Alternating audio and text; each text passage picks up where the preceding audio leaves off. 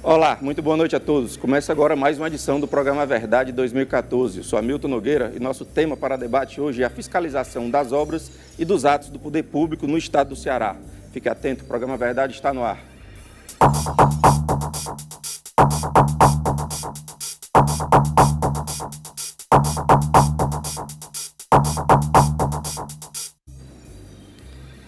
Olá, estamos no ar agora em definitivo, lembrando sempre que você pode e deve participar de um assunto do seu imenso interesse, que é a fiscalização das obras e atos do poder público no estado do Ceará. Você participa por meio do telefone 3486-1721 ao vivo nesta terça-feira, lembrando que nossas represas acontecem às sextas e aos domingos, sempre às 23 horas. Você pode participar também por meio aqui do Twitter, Hamilton Nog, participe agora mandando pergunta ou comentário. Além de você que participa aí de casa, aqui conosco hoje estão Soraya Vitor, a Soraya é conselheira do TCE, o Tribunal de Contas do Estado do Ceará. Conosco também Alexandre Damasceno, o Alexandre é doutor em Economia e Gestor Público. Também conosco Edmir Martins, Edmir é advogado e conselheiro da OAB Ceará. O advogado Fernando Ferrer também está conosco e Eliane Novaes, deputada estadual pelo PSB e presidente da Comissão de Direitos Humanos. Senhores e senhoras, muito boa noite.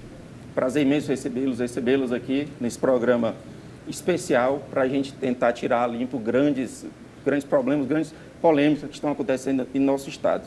Estado violento, estado pobre, com grandes índices de analfabetismo, mas que tem muito dinheiro indo pelo ralo. E a primeira notícia que a gente discutir aqui foi veiculada hoje pelo jornal O Povo, diz que a Justiça, a partir da recomendação do Ministério Público, quebrou o sigilo bancário do secretário-chefe da Casa Civil, Arialdo de Melo Pinho, e mais 5 possíveis envolvidos na questão dos empréstimos consignados. Eu gostaria que um de vocês, por favor, relembrasse para a gente o que é esse escândalo dos consignados, que já há tanto tempo parece que já estava meio esquecido, outras polêmicas vão se sobrepondo e a gente vai deixando para trás. Quem é que pode rememorar isso? Eu poderia começar, Hamilton, né? Já que sou servidora pública estadual, e sei que esse caso dos consignados foi o maior escárnio e o maior ato de corrupção do governo Cid Gomes. O maior ato, o senhor acha? Eu tenho quase certeza, né? Logicamente que esse fato novo, ele vem trazer a apuração e a comprovação disso, né? E, logicamente, que desde abril que a gente apela ao governo do estado do Ceará, pelo seu silêncio, é um silêncio. Então, o silêncio diz o quê? Que eles estão concordando com aquilo que está posto, né? Então, eu queria relembrar que nós temos 62 mil servidores públicos estaduais que estão sofrendo com o escárnio dos empréstimos consignados. 62 mil pessoas envolvidas. E servidores públicos estaduais. Os maiores prejudicados hoje são da Secretaria de Educação, porque eles têm um salário muito baixo. E aí recorrem, né? Então, esse modelo adotado pelo governo do estado, ele trouxe esse malefício, né? Ao ponto, e eu digo isso porque eu fui vítima disso, não com o empréstimo, mas quando eu quis trocar o meu plano de saúde, você imagina só, a ABC, que foi a empresa que foi licitada e ganhou, e que consequentemente passou para a Promos, que é do genro do Arialdo, que é o secretário da Casa Civil, eles estavam manipulando, inclusive, a entrada dos planos de saúde. Então, eles estavam monitorando, inclusive, as saídas e incentivando as associações para que as pessoas deixassem de serem filiadas nas suas entidades de classe para poder aumentar a margem de empréstimo. Então, esse escândalo é um escândalo muito grande, então nós precisamos aqui restabelecer a verdade. E restabelecer a verdade é quebrar o sigilo do chefe da Casa Civil. E aí eu não entendo por que o governo do estado do Ceará, até hoje, não tomou nenhuma atitude. É bom até e aí deixar... eu digo, sabe por que ele não tomou nenhuma atitude? Porque ele é o homem de confiança do governador Cid Gomes e do Ciro Ferreira Gomes. É bom até deixar claro que a gente convidou algum representante do governo do estado para estar aqui conosco democraticamente e expor sua opinião. No entanto, não recebemos resposta, nenhuma confirmação. Então, vamos lá. Eu queria só lembrar, em um determinado momento, o seu funcionalismo passou a ter a vinculação de suas contas ao Bradesco. Isso. Qualquer servidor que tentasse buscar uma alternativa de mudar de instituição bancária não conseguia, porque o governo do estado se vinculou à instituição Bradesco, obviamente com algumas vantagens, porque banco, nós sabemos quais são como se apropria do dinheiro do cidadão e como faz o seu grande patrimônio. Então, muitos servidores, né, vítimas inclusive dessas instituições bancárias Bradesco, porque não davam uma administração transparente das contas, salários dos servidores, começou aí. E depois, lamentavelmente, como a deputada fez a menção, o episódio dos consignados. Então, o governo do Estado do Ceará, lamentavelmente, ao longo dos seus 7 anos, no 8º ano agora, vem patrocinando o maior descalabro com as verbas públicas do Estado do Ceará, e acho que mais marginalizam os servidores públicos são aqueles que colaboram, que fazem com que a máquina funcione, mas são tão perseguidos no Estado do Ceará. Okay. Somando a este fato. Registrando aqui a chegada também no nosso grupo aqui de debate, o Procurador da República no Estado do Ceará, Alessandro Salles, a quem do meu muito boa noite, seja bem-vindo aqui no estúdio da TV União, pela primeira vez participando aqui do programa Verdade. Quem quer mais se manifestar a respeito disso, Fernando? Eu fico na dúvida aqui com a deputada Eliane Novaes. Antes de mais nada, parabenizar a TV União por a abertura de um espaço democrático, importante para a cidadania.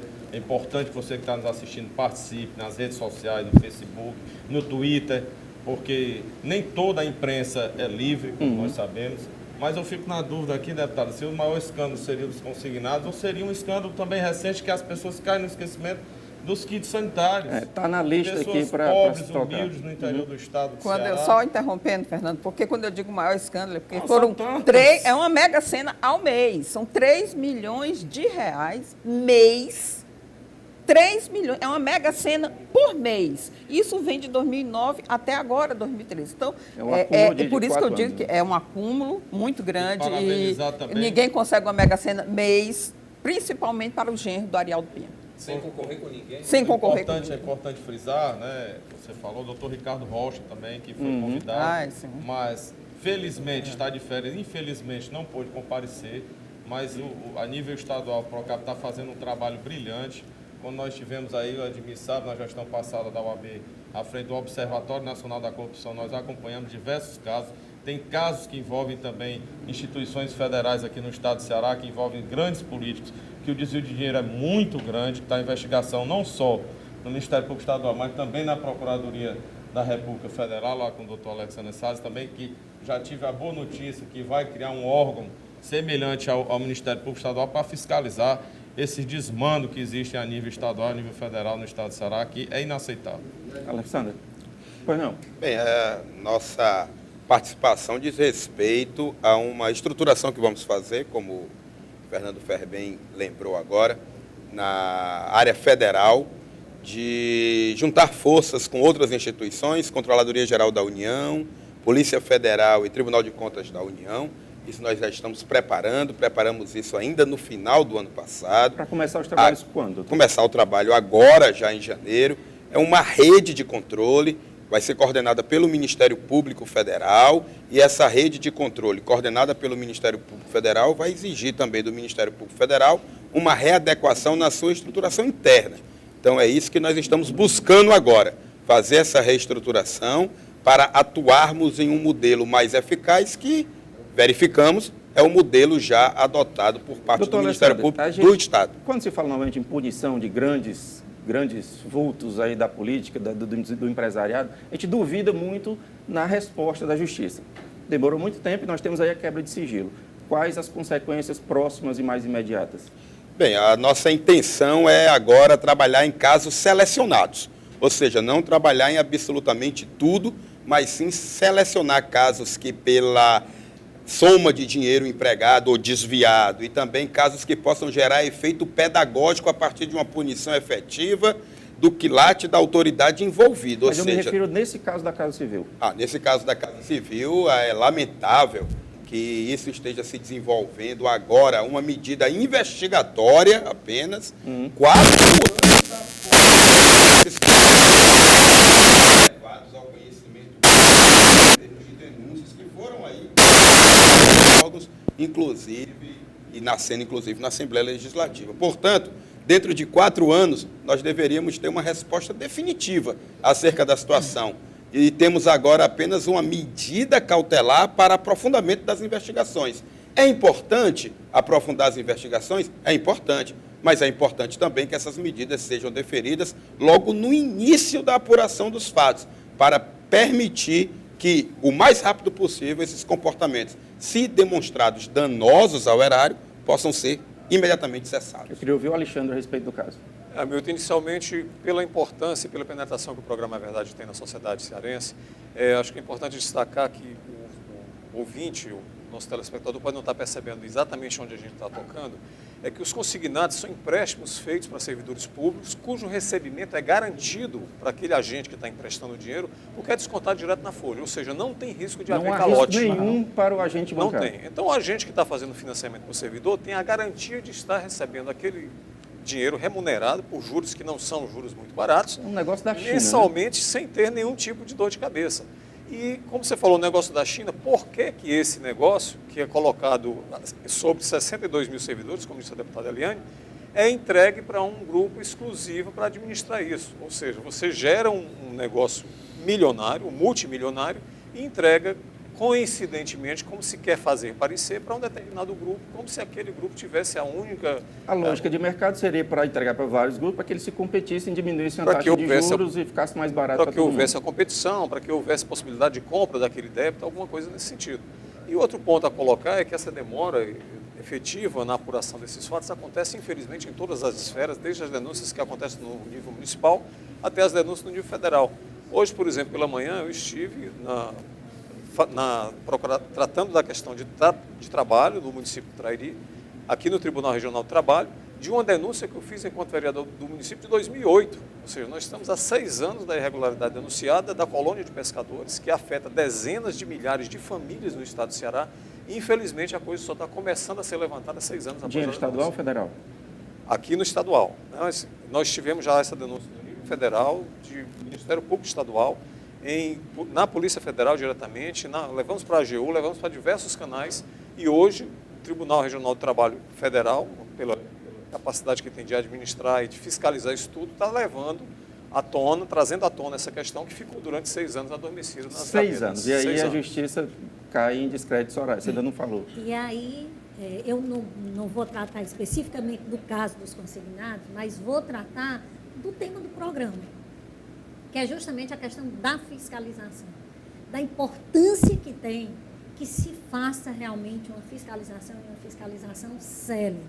Porque para o ano de 2013, o Estado do Ceará tinha um orçamento de 19 bilhões de reais. Para esse ano de 2014, nós temos 21 bilhões e 300 milhões. O governo federal, 2 trilhões de reais. Então, é absolutamente importante que se faça uma fiscalização e que acompanhe para e passe essa questão. Falamos aqui da questão dos kits sanitários. Os kits sanitários, pela unidade em si, era de R$2.000, mas ela representou 17 milhões de reais no orçamento. Como nós temos agora um outro programa que, se nós formos discutir a unidade, ele será um valor pequeno. Mas se nós formos verificar o programa como um todo, são 23 milhões de reais, que é o caso, por exemplo, das cisternas que estão sendo construídas. E que precisa fazer uma fiscalização sobre esses programas para que não se tenha as notícias, como nós estivemos aí, o estado do Ceará esteve aí colocado entre um dos estados onde mais se afastava prefeito. Né, em razão dessas questões todas. Ou seja, é preciso que haja uma fiscalização. Não há um estranhamento, deputada, pergunta inclusive para a senhora, não há um estranhamento, porque por menos disso, ministros caíram. E a gente vê um silêncio sepulcral. Isso, Hamilton, que eu ia colocar, lembrar o caso agora da doutora de Itapipoca, que não houve fiscalização absolutamente nenhuma, e agora querem imputar aos trabalhadores da CAGES, que só entraram no processo agora, né? Então, esse fato que a Soraya colocou aqui, ele é importantíssimo. E eu acho que nós estamos muito atrasados com relação a isso, porque o governo do Estado está pouco preocupado com a fiscalização. Né? E, logicamente, esse fato mais recente ainda, que esse da doutora, é vergonhoso. Não houve fiscalização em hipótese nenhuma. E o governador se mostra agora, querendo se mostrar público, popular. Não existe isso. Isso é para mascarar uma falta de incompetência do governo do Estado do Ceará. Alguém quer comentar?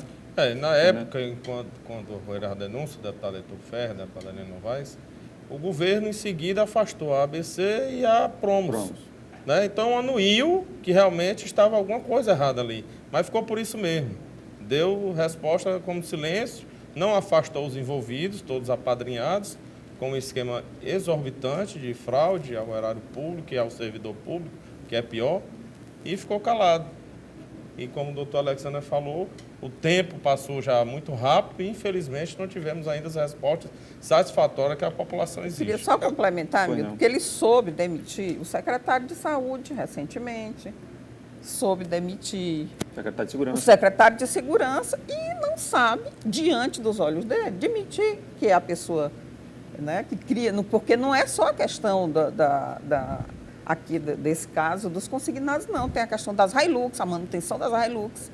Né? Nós temos vários casos que envolvem a Casa Civil.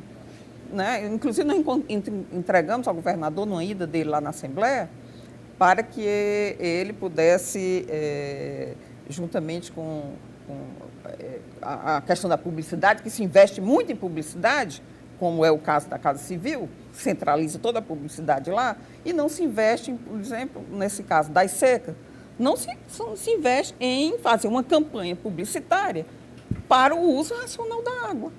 E aí se gasta, todo dia se vê, abre os jornais, tem 6 páginas de propaganda, um investimento altíssimo em publicidade, mas quando é uma coisa prioritária, o governo. E aí está no seio e no colo da Casa Civil. Edmir, quer comentar? Eu queria comentar, eu disse assim, nós temos que ver duas coisas. Primeiro, qual é a ordem jurídica que nós temos no Brasil, que faz com que as autoridades públicas, de uma forma geral, a municipal, a estadual e a federal, tenha o disparate, e usando aqui um termo muito popular, cara de pau, de fazer com que a população, de uma forma geral, se acostume com a corrupção nesse país.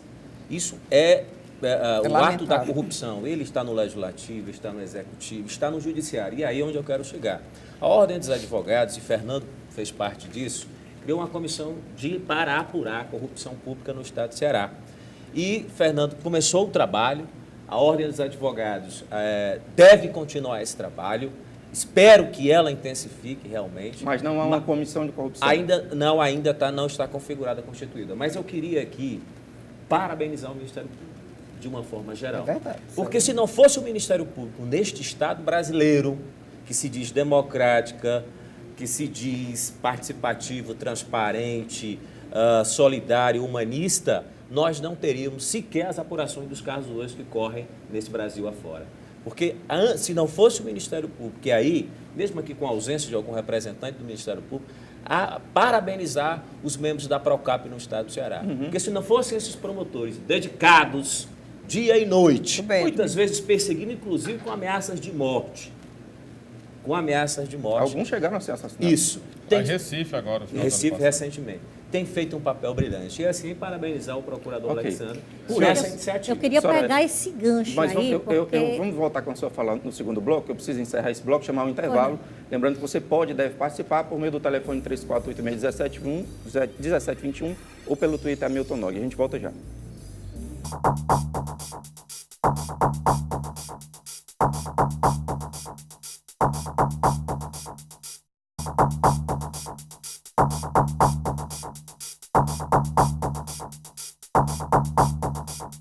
Olá, estamos de volta. Segundo bloco do programa Verdade de hoje, discutindo a fiscalização de obras e atos do poder público no estado do Ceará. Você participa por meio do telefone 3486-1721, que já está aberto para perguntas e comentários, ou pelo Twitter Hamilton Nogue. Lembrando que é ao vivo nesta terça-feira, mas às sextas e aos domingos você confere a nossa reprise sempre às 23 horas. Além de você que participa de casa, conosco hoje no estúdio aqui estão Alessandro Salles, o Alessandro é procurador da República no estado do Ceará. Soraya Vitor, conselheira do TCE, o Tribunal de Contas do Estado do Ceará. Alexandre Damasceno, doutor em Economia e Gestor Público. Edmir Martins, advogado e conselheiro da OAB Ceará.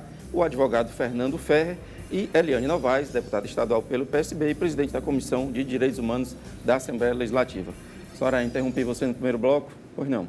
Só fazendo aí um gancho enorme com o que o Edmir disse, a questão da importância do Ministério Público com relação a essas fiscalizações. E aí eu tenho que citar aqui um caso recente que aconteceu com o Ministério Público de Contas no estado de Ceará, e a gente só tem que realmente lamentar tudo o que aconteceu, né, com relação a essa questão, que foi que durante o ano de 2013, que foi um ano bastante negativo com relação a essa questão, onde por 2 investidas, tá certo? Tanto foi reduzido o número de membros do Ministério Público, né, de Contas, no Tribunal de Contas, como também foi retirada competência do Ministério Público com relação à questão da fiscalização. Então, isso, por mais que diga da importância que se dá à fiscalização, não precisa dizer, mas precisa agir.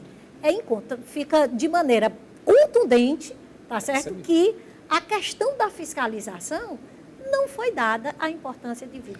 No caso assim dos consignados? No caso, não dos consignados. De uma maneira geral, é que aconteceu essa fiscalização no Tribunal é só humana ou ela é também... Deixa eu só fazer uma pergunta à nobre conselheira do Tribunal de Contas. Me diga uma coisa, e por que os seus pares, que têm a responsabilidade do controle e da fiscalização do erário público, tomam medidas como essa? Como é que a senhora explica isso, enquanto membro do Tribunal de Contas do Estado do Ceará, tirando as atribuições do Ministério Público para apurar coerentemente os possíveis, né, ou concretos erros da administração, da gestão pública, que causam tanto males a nós cearenses, aos brasileiros de forma geral? Como é que a senhora explica isso? O que eu posso dizer é que me posicionei contrário, tanto que fiz isso com declaração de voto, tá certo? Me posicionei também contrário, indo inclusive ao judiciário para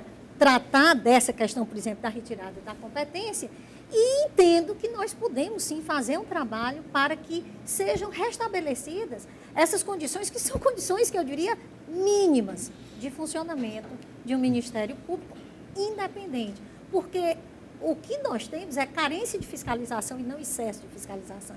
Por isso é que não faz o menor sentido lógico, tá certo? Se diminuir membros e retirar a competência. Eu queria só fazer aqui, falaram muito do Ministério Público. Eu ingressei no Ministério Público em 1994.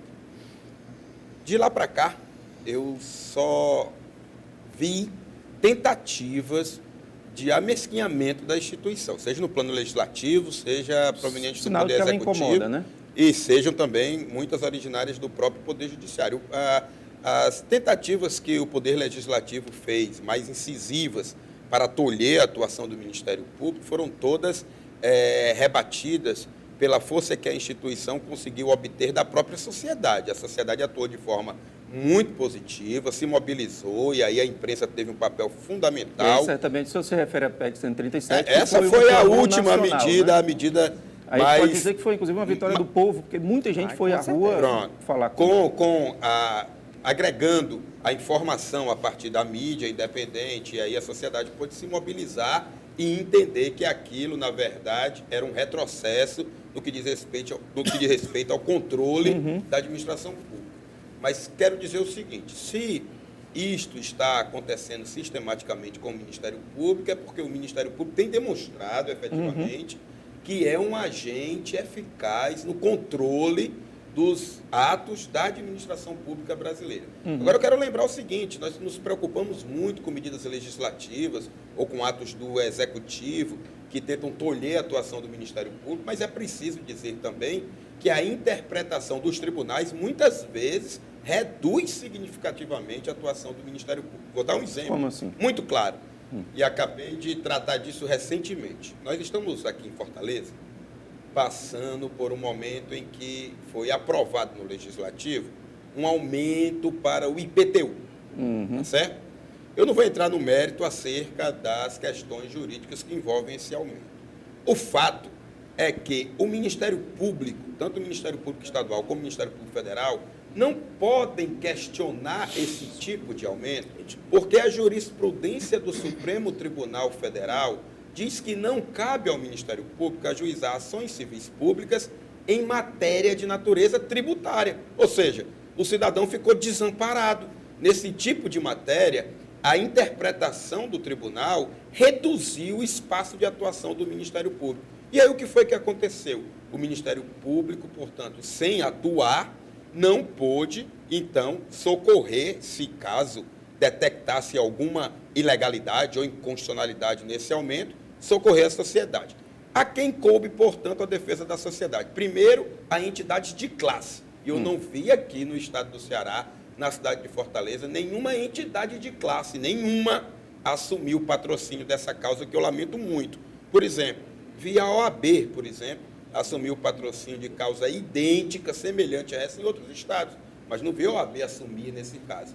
E aí quem acabou assumindo esta causa para a sociedade foram partidos políticos que acabaram deduzindo uma ação direta de inconstitucionalidade no Tribunal de Justiça. Portanto, os tribunais também limitam muito a atuação do Ministério Público e muitas vezes não se percebe isso, se fica vendo apenas a atuação de órgãos do Executivo e do Legislativo. Olha, tem ligação, tem gente que está ligando para cá, para a produção, e não quer falar ao vivo, mas te respeita, mas diz que não entende bem o que é o caso dos consignados. Então, aquela pergunta que eu fiz no começo, quem puder fazer um pequeno resumo do que é, aliás, até o próprio Alessandro para fazer inclusive aquela reparação que você falou. Essa questão dos consignados nós enfrentamos no âmbito federal. Isso foi no segundo ano do governo Cid, foi isso? Não, nós enfrentamos no âmbito federal, para os servidores públicos federais. Ok. Deixa eu explicar o que acontece em linhas gerais. É preciso que se entenda que essa questão do consignado, do crédito para consignado em folha, é muito sensível. Basta apenas lembrar que no âmbito federal, essa questão ela é um dos fundamentos do escândalo do mensalão. É preciso lembrar que o escândalo do mensalão tem uma relação muito direta com a utilização que foi feita dos empréstimos consignados. Tem o mesmo DNA, sem querer fazer trocadilho com o nome da empresa lá de publicidade. Tanto que diretores, dirigentes de uma instituição financeira que operavam com esse tipo de crédito até aquele momento com exclusividade, acabaram condenados no escândalo do mensalão, no julgamento do Supremo. Então, o que acontecia no âmbito federal? No âmbito federal, o Ministério do Planejamento concedeu a instituições financeiras uma senha permitindo que a instituição financeira adentrasse diretamente nos contra-cheques dos servidores públicos federais. Sem que o funcionário público saiba, permita, ou enfim. Sem que houvesse, em muitos casos, nenhum tipo de contratação, nenhum tipo de contrato. Os servidores tinham aí créditos que eram retirados dos seus salários mensais com consignações feitas diretamente pela empresa na folha de pagamento do Poder Público Federal. Isso fez com que o Ministério Público Federal aqui no Ceará ajuizasse uma ação e pedisse à Justiça Federal uma concessão da liminar, parando aquele expediente e invertendo a situação. Ou seja, impondo à instituição financeira o ônus da prova de apresentar um contrato assinado para poder fazer a consignação. Agora, só fazendo um reparo, no âmbito federal, a liminar foi concedida em tempo hábil. E aí esse expediente foi cessado. E aí o próprio Ministério do Planejamento refez toda a sistemática, evitando que maiores danos fossem causados. Eu tenho uma pergunta aqui de Paulo Sérgio Girão, que participa pelo Twitter. Paulo Sérgio pergunta: apesar de ser em nível federal, poderia tratar do caso das passarelas provisórias ao custo de R$1 milhão cada? Alocação. Quem é que quer se manifestar? A questão da alocação das passarelas. Hoje eu passei pela BR. Isso é questionável demais. Voltando no Maracanaú, a priori é uma atrocidade aquilo ali. Aquilo é uma vergonha para quem conhece os outros países. E já há mais de umas décadas que é falado aquilo. Se pode se chamar de obra, aquilo é uma vergonha. Aquilo é mais uma forma de enriquecer empresas que estão fazendo locações, onde se deveria fazer uma coisa permanente do poder público, está se colocando aí dentro da empresa particular um aluguel em vez de estar fazendo a obra. Como os veículos, contratações de veículos, que muitas vezes até as licitações são fraudulentas. E é inadmissível, o que o telespectador aí está de total razão, que seja construída uma atrocidade daquela, a coisa mais horrível hoje ali na BR-116. Outro escândalo que vem Esse valor que ele cita, R$1 milhão, é isso mesmo? Não, é para locação. Para locação das passarelas. Uma coisa que tem que ser permanente. Claro. Gastamos ali na BR-116, em 12 quilômetros, Tá. do Motel Chalex, a praça ali da Guanabi, gastou ali R$43 milhões em 12 quilômetros. Está lá a BR toda deteriorada, a nível do DENIT foi um vazamento de dinheiro público absurdo, né? Infelizmente, a coisa Tá. Para e passo de tartaruga e as respostas vêm não vêm. Eu peço licença, eu volto com o Alexandre, mas eu preciso atender a primeira ligação da noite. Alô, boa noite. Boa noite. Seu nome, por favor? É a Maria de Deusé. Maria, muito prazer falar com você. Você tem pergunta ou comentário para a gente? Eu queria só perguntar rapidinho, que eu sei que o tempo aí é corrido. Muito. Eu queria só perguntar a vocês aí, os advogados, o debatedor da questão, o que é que vai ser da população se o Ministério Público não vê mais os nossos direitos? Porque o Ministério Público vendo os direitos, caçando as nossas razões, a gente já não tem direito a nada, daqui a pouco vão tomar a casa da gente. Imagine sem ele, hein? É. Maria, agradeço demais a sua participação. Muito boa noite. Prazer falar com você, viu?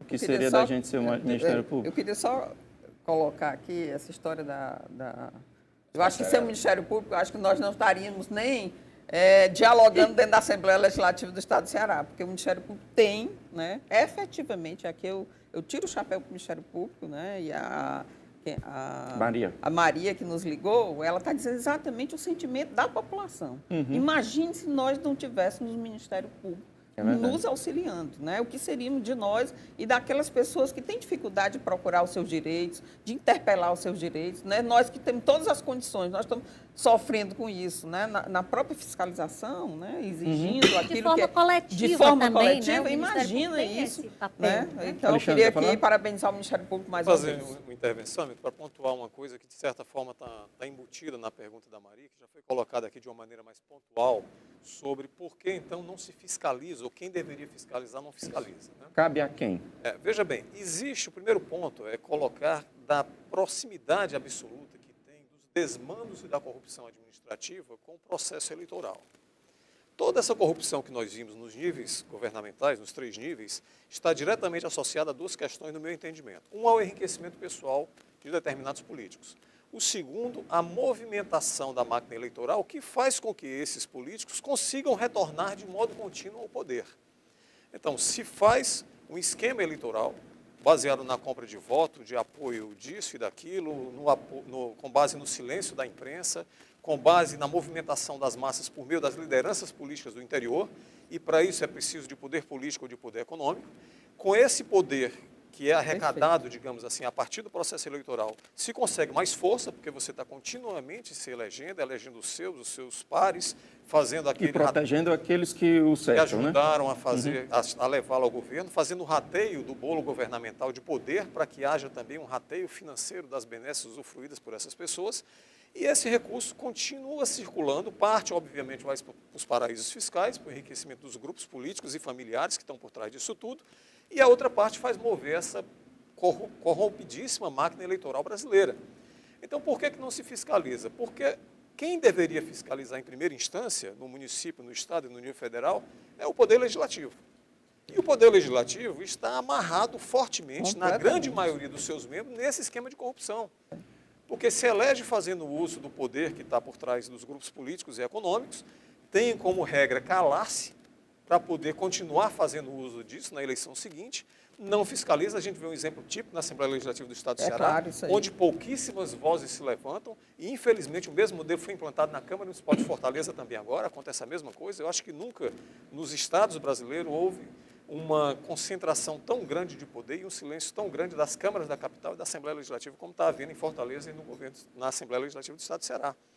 Então, quem deveria fiscalizar, que são os legisladores, estão com o rabo e com o pé preso, não todos, obviamente, mas você vê o silêncio, você vê o Estado do Ceará sendo assolado por uma estiagem dessa maneira, nem para defender os municípios onde determinados deputados têm base eleitoral, eles têm coragem de levantar a voz, porque estão totalmente amarrados nesse esquema, e as cortes que deveriam fiscalizar isso também estão amarradas. Como? Porque o processo de acesso a essas cortes é um processo escuso, é um processo de indicação, é um processo de cartas marcadas. Você já sabe quem vai ocupar no tribunal tal, quem vai para cá ou quem vai para ali.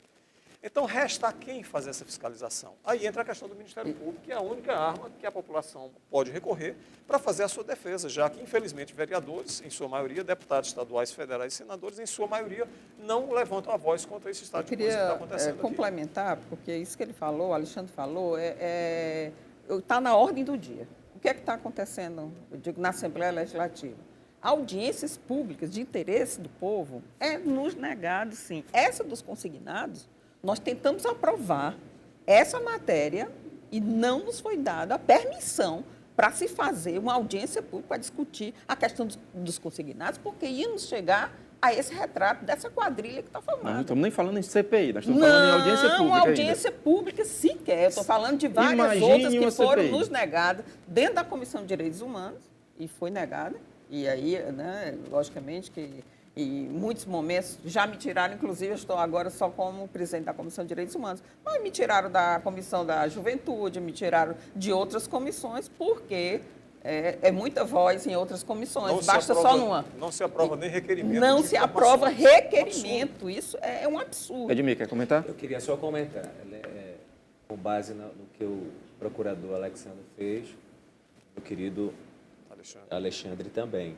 Assim, quando se busca a Justiça Federal, você encontra certa rapidez. Estou certo.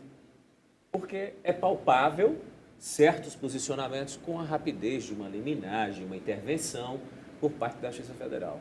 Quando você traz para o Estado do Ceará, e aí lembrou muito bem, enquanto os tribunais, de uma forma geral, inclusive o próprio Ministério Público, tiver sua lista tríplice levada ao Poder Executivo para escolher o seu dirigente maior, eu creio que isso é pernicioso à instituição e à sociedade. Seria concurso público, ideal? Ou merecimento da carreira. Jamais deveria o senhor governador de um estado indicar e nomear o presidente do Tribunal de Justiça. Demandaria uma mudança constitucional, né? Por isso que nós temos que repensar. Às vezes nós discutimos... para mudar isso. Mas eu queria só complementar.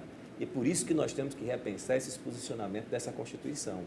Enquanto nós estamos aqui nessa luta incessante, o Ministério Público, às vezes a OAB, às vezes o Parlamento, nós esquecemos a raiz desse problema, que é esse Estado legalista posto, que faz com que o senhor governador sirva de intermediário do governo federal para os municípios, para as transferências, para os seus aliados políticos. Então, enquanto nós tivermos esse Estado de Direito, em que hoje se assemelha muito à época do Império, porque o governador, inclusive, aqui mora num palácio, porque se acha imperador, e faz do Estado do Ceará um Estado provinciano.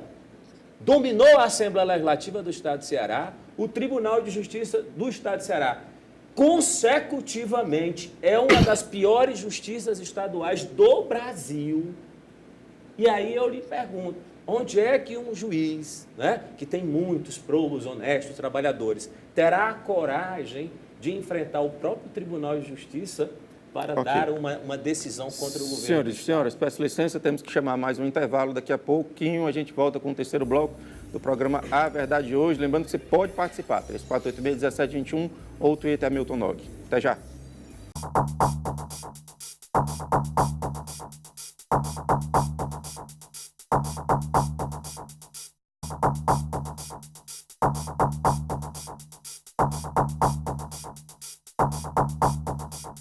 Olá, estamos no terceiro bloco do programa A Verdade de Hoje, discutindo a fiscalização das obras e dos atos do poder público no estado do Ceará. Você participa, é importantíssimo, fundamental sua participação por meio do telefone 3486-1721 ou Twitter Hamilton Nog. Participe ao vivo nesta terça-feira, lembrando que às sextas e aos domingos, às 23 horas, acontecem as nossas reprises. Bom, além de você que participa aí de casa, conosco aqui no estúdio hoje estão Alessandra Salles. O Alessandro é procurador da República no estado do Ceará. Também Soraya Vitor, conselheira do TCE, o Tribunal de Contas do estado do Ceará. Alexandre Damasceno, mais uma vez conosco, ele é doutor em Economia e gestor público.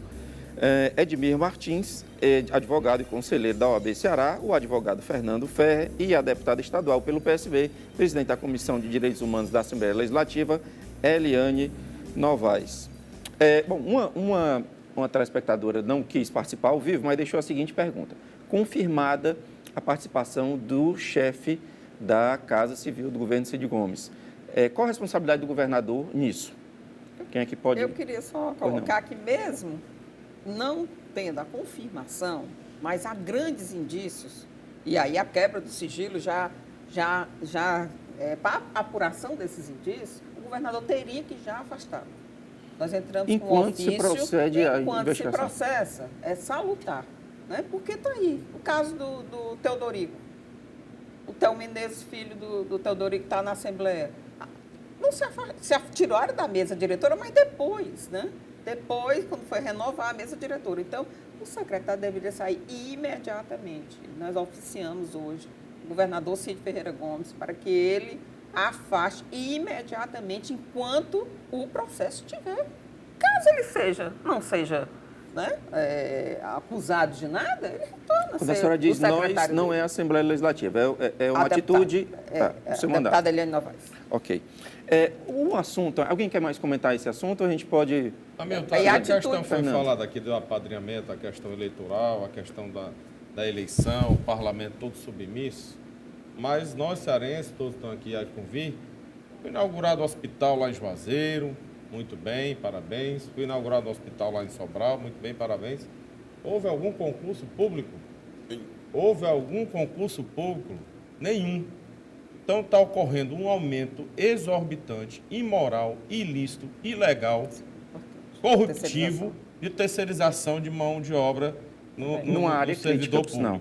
Então, isso, o Ministério Público do Trabalho, o Ministério Público Federal, o Ministério Público Estadual tem muito trabalho, mas, infelizmente, o maior responsável é aquele ali que está nos assistindo agora. Porque ao votar, ao chancelar a reeleição de um gestor, onde a cada ano que passa aumenta o número de terceirizados, está chancelando, está sendo copartícipe dessa corrupção. Porque há de convir que o salário do servidor público vai somente para o bolso do servidor público. E o salário do terceirizado, que muitas vezes só chega ao bolso do terceirizado, 1/5, 1/6, 1/7 do salário em que a empresa recebe da terceirização. Então, não há notícia nenhuma de nenhum concurso público no estado do Ceará. Muito bem lembrado. Isso é uma lavagem exorbitante, descarada do dinheiro público.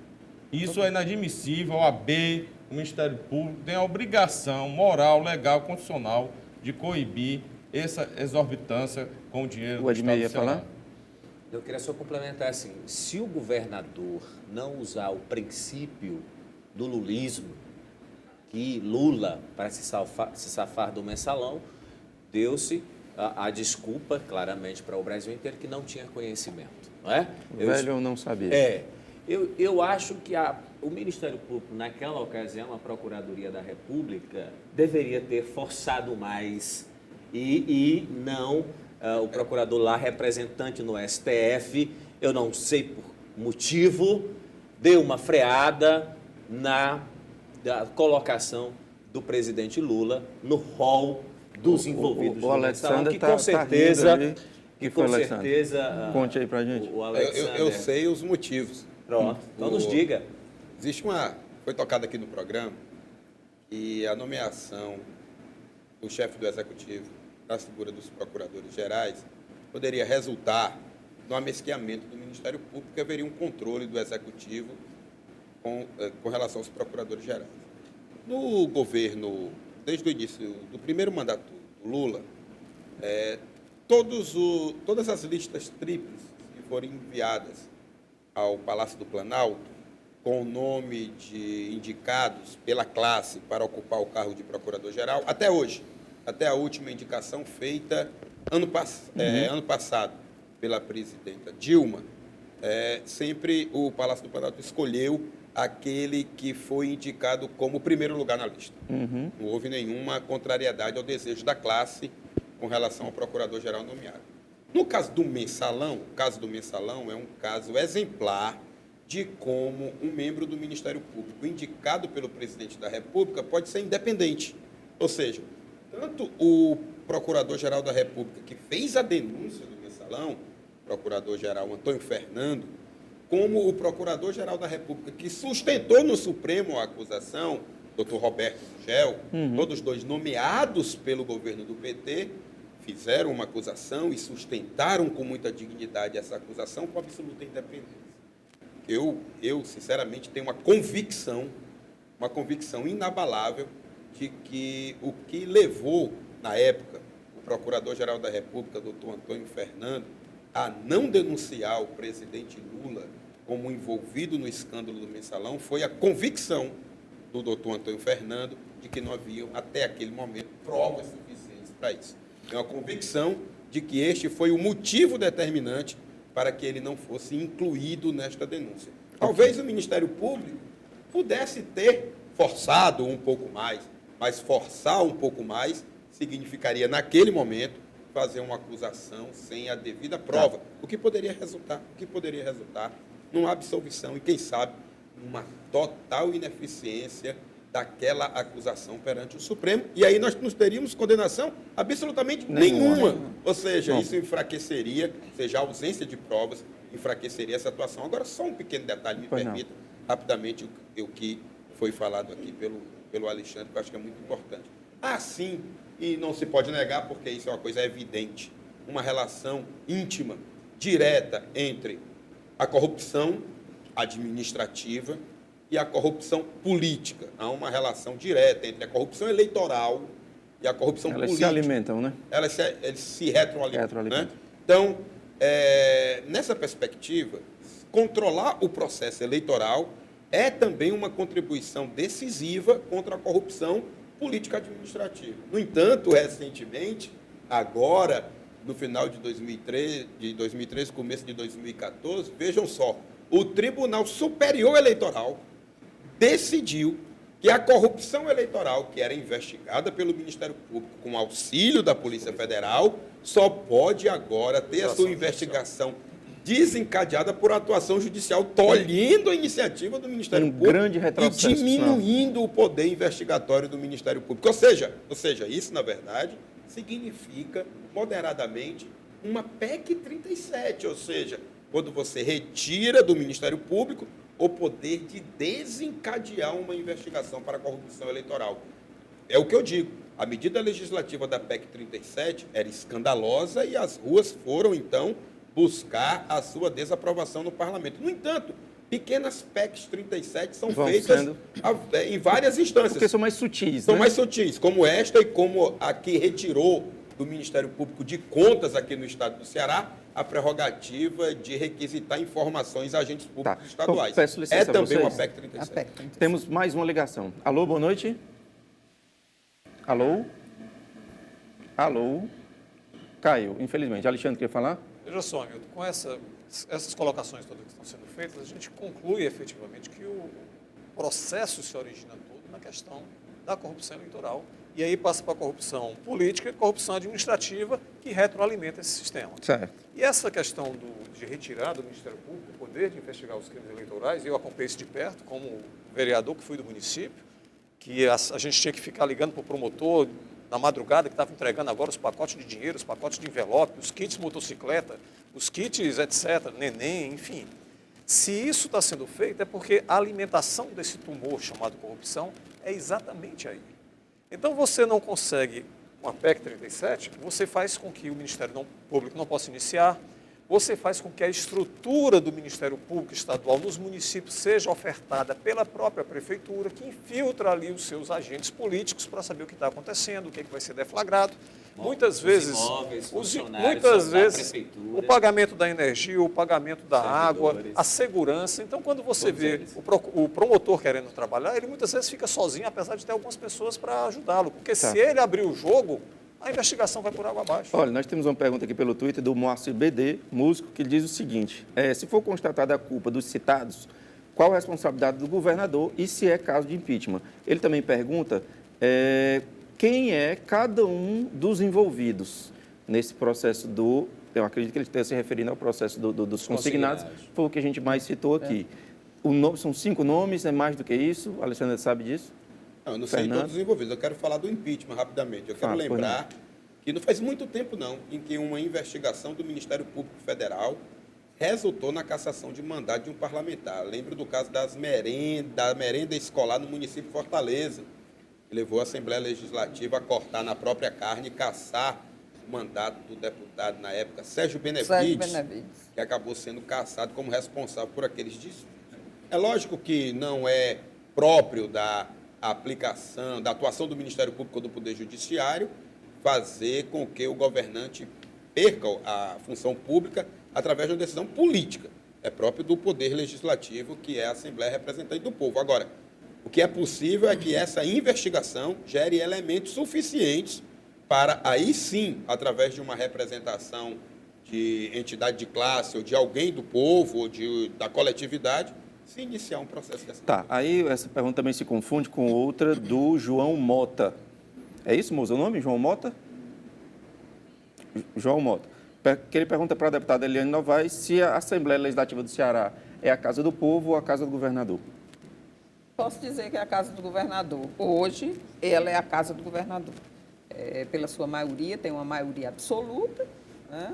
E a base aliada é muito forte, tem 5, 6 deputados que se posicionam contrariamente, né? O governador ele sofre com qualquer contrariedade. Se disser algo, ele já se tornou inimigo dele. Se disser a verdade, que é o que nós estamos dizendo, é a pura verdade. Essa quadrilha dos consignados, ele não quer ouvir. Ele se faz, bota uma venda nos olhos e não quer discutir. Então, aquilo que a gente coloca de verdade para o governador, a questão dos helicópteros, a questão de construir. Nós estamos em pleno 2 anos de seca. Imaginem só, nós estamos com 2 anos de seca. E aí o governador está construindo um aquário sem a menor necessidade. Isso é um absurdo. Né? Nós estamos construindo um anexo ao Palácio da Abolição. Nós temos uma licitação aí completamente questionada, que é a dos bufês. E gastou R$650 mil com a Ivete Sangalo. Os helicópteros, né? O superfaturamento desses shows artísticos. Então, pense num governo corrupto. É um governo corrupto. Tribunal de Contas do Estado. Posicionamento em relação a esses escândalos e o kit sanitário, né? Os famosos banheiros sanitários. Como é que está isso? O que eu posso falar sobre a questão dos kits é que até hoje foi julgado apenas um processo e que ainda está em grau de recurso. Um de quantos? De 92. Né? Então, e que está ainda em grau de recurso. É desestimulante, né? Nem esse processo, de fato, ele chegou ao seu deslinde, né? E eu entendo que o Tribunal de Contas é um órgão absolutamente importante e relevante para tratar dessas questões e deveria ser o órgão que trabalharia de forma mais ágil. Vou pegar aqui o gancho do que colocou o Alexander com relação a essa questão, essa PEC 37 que está sendo que foi gestada, né? Já foi gestada, né? Já é eficaz. Já é no TSE. Esse tipo de interpretação é que vai causando dano ao longo do processo. Nós tínhamos uma justiça eleitoral, a justiça mais rápida e com a decisão saía de imediato e já trazendo a consequência. Aí o que é que se decide? Não é mais na justiça eleitoral, nós vamos ter que fazer isso noutra instância que vai trabalhar de maneira muito mais lenta e que a própria sociedade não vai ver a punição como aconteceu em casos anteriores. Né? O caso dos kits sanitários, é bom lembrar, tá certo? Que tem também um pezinho nessa questão eleitoral. A questão eleitoral. Né? Quer dizer, ela tem uma relação bastante direta com relação a Alguém quer mais comentar sobre? Eu queria só colocar, quando ele pergunta, que é a casa do governador, logicamente tem os deputados que fazem oposição ao governo, né? Logicamente trabalham para o povo, né? E lutam para dar uma resposta ao povo. E lá nós temos um projeto que é para a questão do voto aberto. Eu coloco isso, nós entramos em 2012 para abrir o voto, né, acabar o fim do voto secreto na Assembleia. Desde 2012 que nós demos a entrada. Sabe por que não foi aprovado esse projeto? Porque foi a deputada Eliane Novaes que entrou. Porque se tivesse sido alguém da base do governo, com certeza esse projeto já estaria aprovado. Com certeza. Então, por eu ter esse posicionamento, claro, aberto, toda vez que eu voto, eu vou na tribuna e digo como votei, para que ele não seja secreto, seja aberto.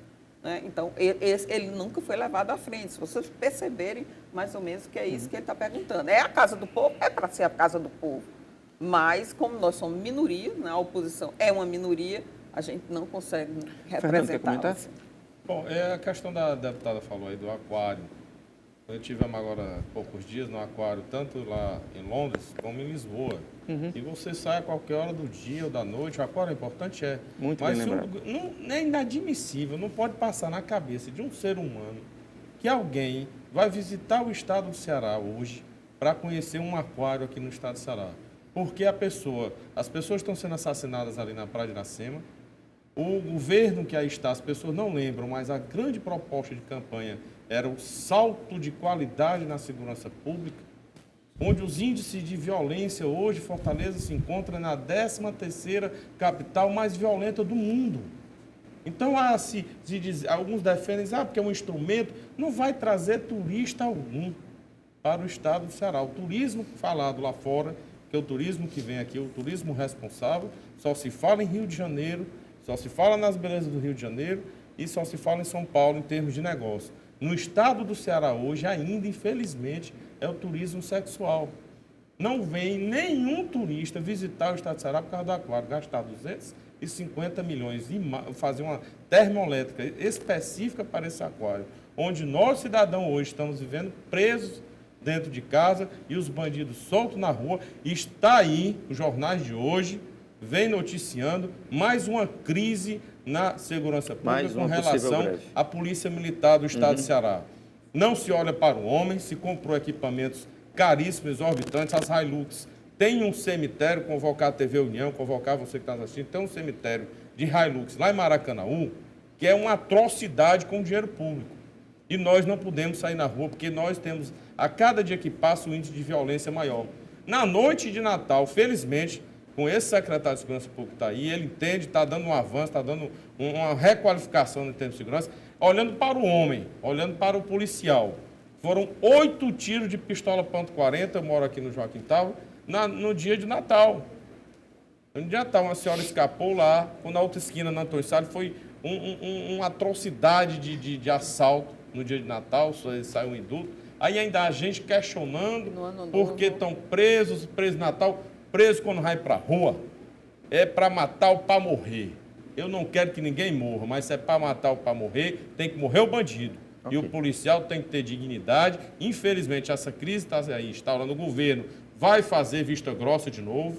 Tem o pessoal do raio com as comissões estão recebendo um salário maior do que major, tenente-coronel. É uma crise interna. Não estão promovendo as pessoas que estão ali. A Polícia Militar do Estado de Ceará, das instituições mais respeitadas, que eu mais respeito do Estado de Ceará, e que deve ter o respeito de todo governante, e não em aparato, e não em viaturas caras, em equipamentos caros, porque está provado que o investimento milionário que foi feito em segurança pública não resultou em nada, porque esqueceu de uma coisa chamada o profissional de educação, da segurança. Senhores e senhoras, peço licença, temos que fazer mais um breve intervalo, voltamos daqui a pouco. Você pode e deve participar por meio do telefone 3486-1721 ou pelo Twitter Hamilton Nock. Até já.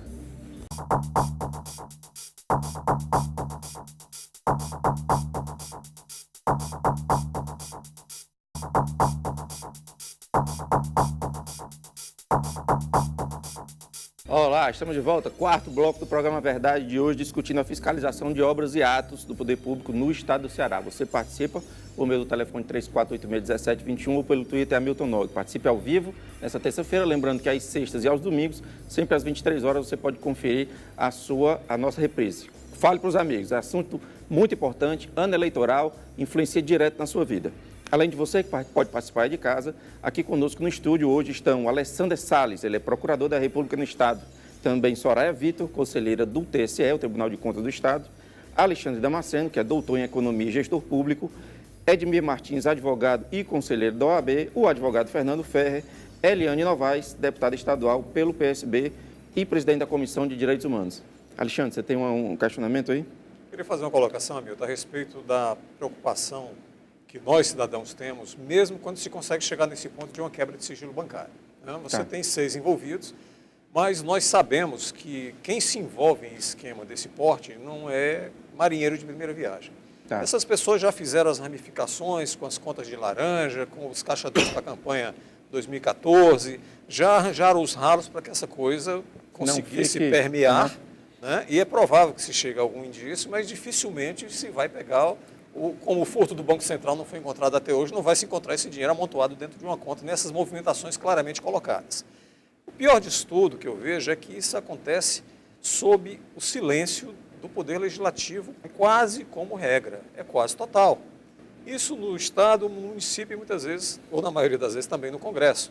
Esse modelo das obras, esse modelo dos serviços é feito efetivamente para poder burlar a regra, para poder gerar riquezas escusas para determinados canais, como eu já coloquei no início, e para não ser rastreado facilmente. Quando se faz determinados acertos políticos, já se sabe que X% daquele investimento vai ter que retornar para o fulano ou para o Beltrano para poder custear determinadas campanhas ou coisa que o valha. Então, já começa para não ser fiscalizado. O próprio edital já é mal feito, não se especifica material, já não se define qual é o mecanismo de fiscalização, já não se pensa numa visita periódica dessa fiscalização propositalmente. A gente viu o caso da doutora da Pipoca, 2 anos de atraso, sem nenhuma fiscalização. Como é que agora vai querer se desenterrar? E é sabido na cultura popular que obra enterrada não se fiscaliza, porque depois que cobre está funcionando, ninguém vai atrás para saber se o tubo era da marca A ou da marca B. Então, isso tudo é um modelo que só vai conseguir ser combatido no momento em que a gente conseguir colocar pessoas decentes, pessoas probas nas posições de mando. E aí demanda consenso do eleitor. Demanda consenso do eleitor e uma reforma também não minimizar o voto no parlamento, que às vezes acha que vereador e deputado é um voto menor e vota no amigo, e não é por aí. A reforma política, então, quando a gente conversou das manifestações de rua no começo do ano passado, para mim tem que ser a pauta do dia. É isso, é impedir que o cidadão se eleja deputado e no outro dia esteja assumindo a secretaria, passe lá 3 anos e meio, já fazendo suas movimentações políticas ou de que natureza seja, e volte para a Assembleia para poder ficar e se reeleger. Ok. Eu queria só colocar deputado, peço só licença, que nós temos uma primeira ligação desse bloco. Alô, boa noite. Alô? Caiu? Infelizmente caiu, deputada. Olha, o Alexandre estava falando sobre isso e eu queria comentar aqui o caso da última licitação aqui das Hilux. Agora o governador adquiriu mais 400 Hilux. Quem venceu o processo licitatório foi a GM. E a GM tinha uma redução de custo de 10 milhões de reais. O próprio governo recorreu. Olha só, isso não está muito bem explicado. O governo recorre para que a Toyota seja, quer dizer, aí, logicamente... De forma flagrante, né? É flagrante. Eu nunca tinha visto um absurdo desse. Então, colocou um item para amarrar. O carro ser 3.0. Amarrou. Aí tirou a GM, direcionou amarrou a Toyota. Num desvio claro do dinheiro público. Claro. Agora mesmo em Londres, os carros que a polícia usa lá são Peugeots, os carros que a polícia usa em São Paulo são Gols, Paraty, aqui em Recife, a caminhonetazinha Tucson. Né? As Hilux que falavam porque iam durar muito, não duram. Em São Paulo, com 91 milhões de reais, eles compraram em torno de 3 mil veículos, entre veículos e motos.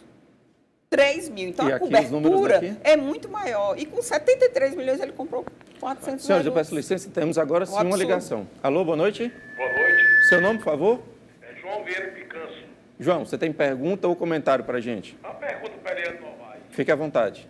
Pergunta a ela, se não tivesse havido um rompimento do irmão dela com o governador Cid, certo. E se o governador tivesse nomeando, convocando o irmão dela para ser na vaga de senador ou para vice-governador, certo. se ela estaria fazendo a mesma posição que ela faz hoje. Ok, João, agradeço demais a sua participação, muito boa noite, prazer falar com você. O governador tem mania de dizer que fez o convite ao Sérgio Novaes. Quem fez o convite ao Sérgio Novaes para ser o primeiro suplente do Pimentel foi a prefeita Luiziane Lins.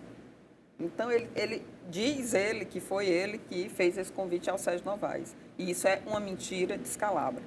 A outra, ele me convidou para ser vice-líder do governo e eu não aceitei porque ele queria o meu silêncio.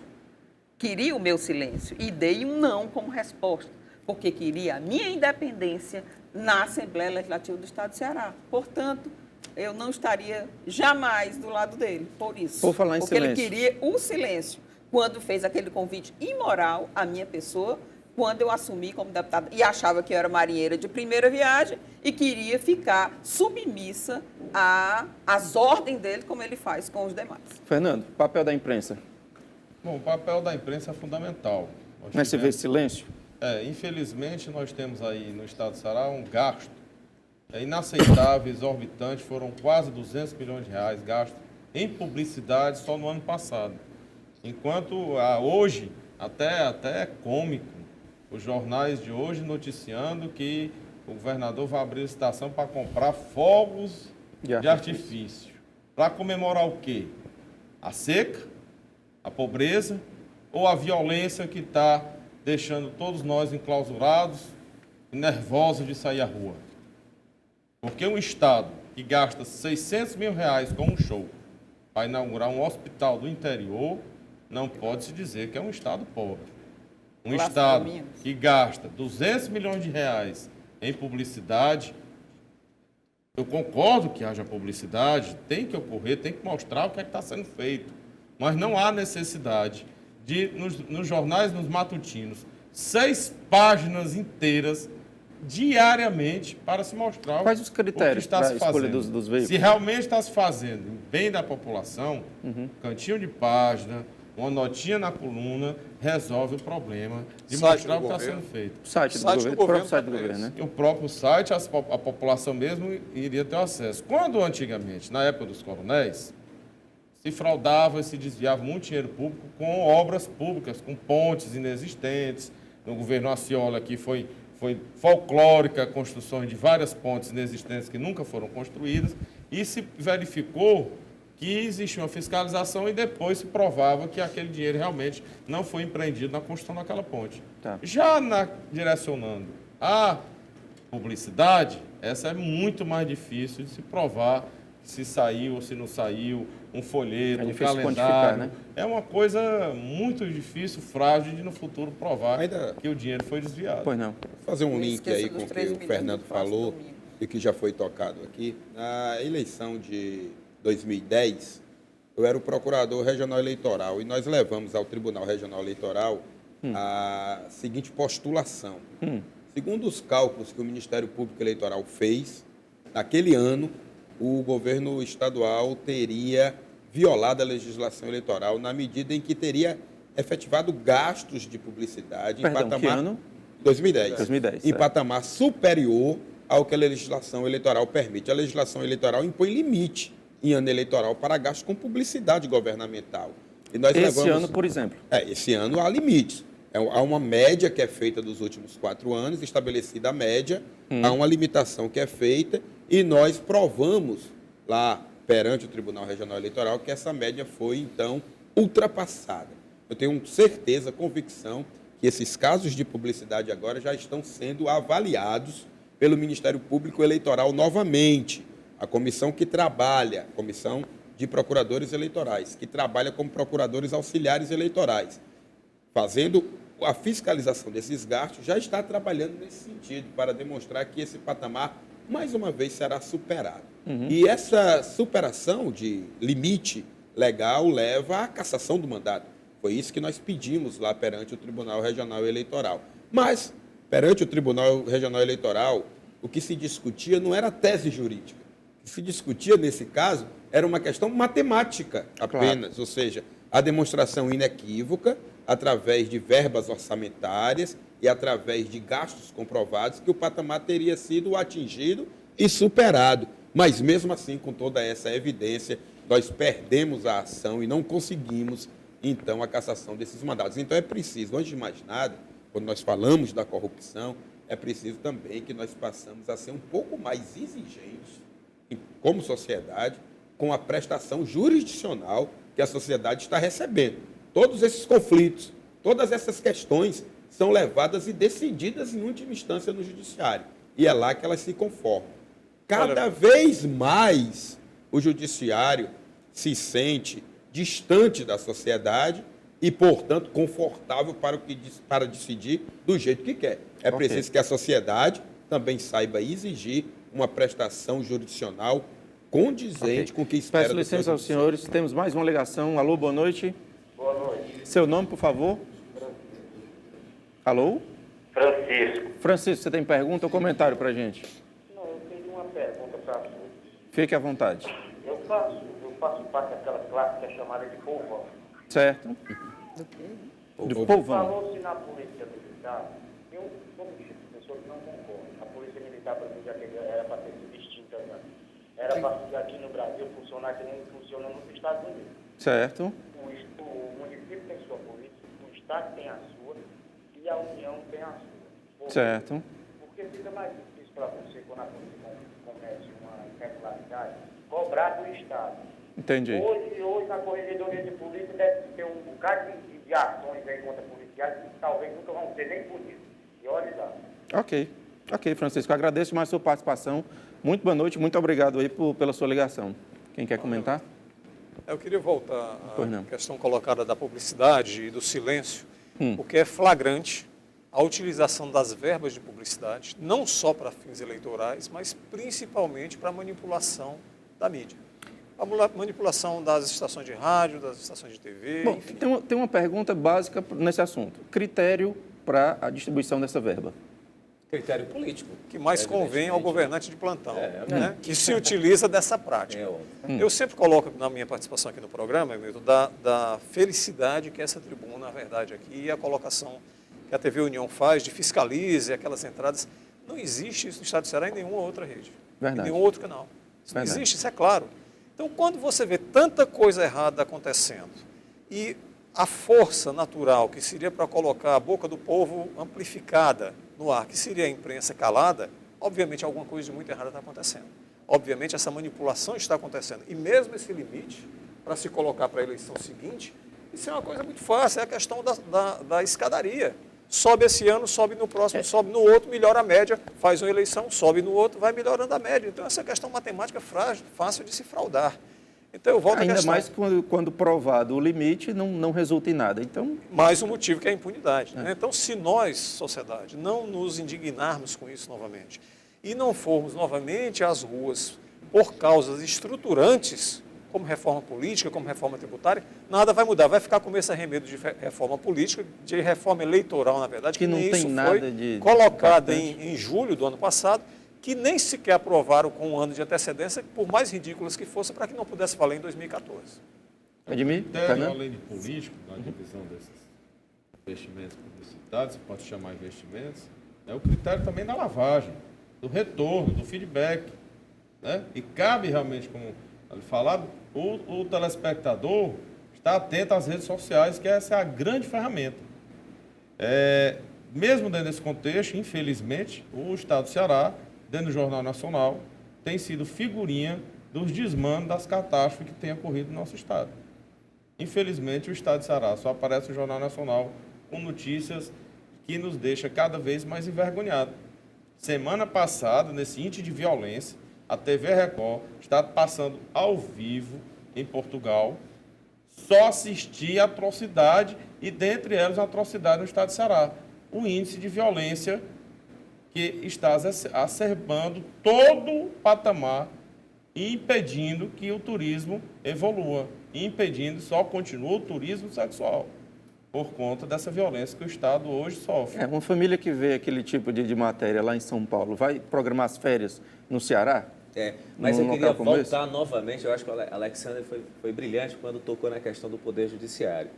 O Estado do Ceará, vamos dar um exemplo, nós estamos aqui com a conselheira do Tribunal de Contas do Estado, e aí o kit banheiro, o centro de eventos, milhões de reais foram gastos, a obra do Castelão, a mobilização urbana da Prefeitura de Fortaleza, em parceria com o Estado do Ceará e o DENIT, obras paradas, a gente sabe do superfaturamento, todas essas questões são muito claras. Então, e aí para o nosso telespectador, diz assim, nossa, esses debatedores aqui estão comentando esses assuntos que são comuns, e o que fazer? Você só tem uma alternativa que eu vejo, que é a mobilização da sociedade para buscar a mudança desse Estado positivado que nós temos no Brasil, que é esse modelo que remonta ao imperialismo colonial, né, onde o poder executivo hoje manda e desmanda nas instâncias deste país, com raríssimas exceções e, digo, com atitudes muito mais personalísticas de pessoas do que de instituições. Então, eu acho que essa discussão é muito válida. Aqui você está falando da questão da mídia, da transparência, né, do portal da transparência dos governos estaduais, municipais, é um descalabro. Se você não entende a linguagem, que é técnica demais, o cidadão não tem acesso. Existe, obviamente, uma manipulação pela imprensa, né? Os 200 milhões gastos aqui pelo governo do Estado do Ceará foi uma ferramenta mais do que comprovada para manter os seus interesses políticos eleitorais aqui no estado de Ceará. Publicidade. Então, hoje você vê aqui as empresas de comunicação, as radiofônicas, o jornalismo, não é? O jornal e as televisões, tudo presas ao orçamento em que o Estado repassa para fazer o cala-boca de muitos dos órgãos de comunicação. Então, eu acho que o cidadão que está agora aí, esse que fez por último a menção, que não acredita que é isso tudo, mas a responsabilidade é nossa. Lembrando, eu acho que o programa aqui está perfeito. Eu acho que nós não podemos fazer um comentário só do fato. Nós temos que passar as mensagens, dizer para você que está nos assistindo agora, que mais do que nunca você é o responsável por essa mudança. Não é possível mudar a Constituição de uma hora para outra. Você tem todo um processo legislativo para que isso aconteça. Mas o Brasil teve esta oportunidade há 6 meses atrás. Se, quando a presidenta Dilma disse, olha, nós vamos fazer a reforma constitucional, aí quem mais foi contra a reforma constitucional nesse país?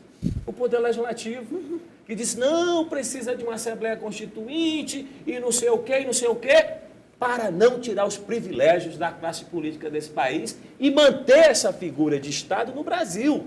Então, aí você pergunta, ora, se nós não vamos ter uma Constituinte agora, o único poder será o poder da denúncia, da fala, de ir ao Tribunal de Justiça do Estado do Ceará e à Justiça Federal, aos tribunais superiores, ao STF, pedir que tenham a dignidade a nós brasileiros. Porque a Justiça, creio eu, porque o Ministério Público, a OAB, as entidades corporativas, o cidadão comum atrás de uma ação civil pública que pouco se fala. Quem tentou uma ação civil pública neste país ou neste Estado? Eu fiz uma contra o governo do Estado, na questão da segurança pública, mas nem se divulga isso. E o cidadão, cada vez mais, por conta da compra dos órgãos de comunicação, diferentemente aqui da TV União, que eu quero parabenizar, né? O empresário que brilhantemente, corajosamente, segura um canal de televisão, como aqui a TV União, com a independência, porque o resto não tem coragem de fazer raríssima. isso. Raríssima. Mas eu acho que aí, olhando de novo para o cidadão e a cidadã que está nos ouvindo agora, não se deixe ludibriar facilmente pela mídia. A mídia tem sido a maior ferramenta da manutenção do sistema de corrupção, porque cala as pessoas. Vamos ouvir ali a Soraya? Eu queria colocar uma questão técnica com relação a essa questão da comunicação do governo, né? O que acontece? Nos meios onde orçamento, onde se vai examinar essa questão, você tem ali os valores, você tem inclusive a licitação para a escolha, tá certo, das empresas que vão trabalhar essa comunicação, e a partir daí há um desconhecimento total dos meandros. Só se percebe o processo até o dia da licitação. Exatamente. A partir da licitação... Ninguém sabe, ninguém viu.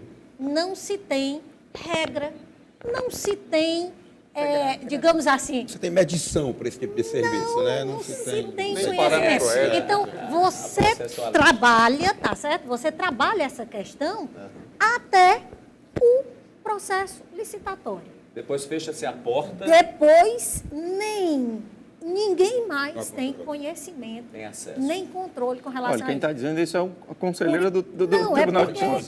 Imagine o cidadão, viu? É porque se chega até aí, até essa porta que é a licitação, esse valor global é do conhecimento. Depois disso, não tem mais. Então, isso eu estou falando a questão técnica. Independente aí de qualquer, digamos assim, fazer qualquer juízo, tá certo? Há que se trabalhar essa questão. Não é possível, tá certo?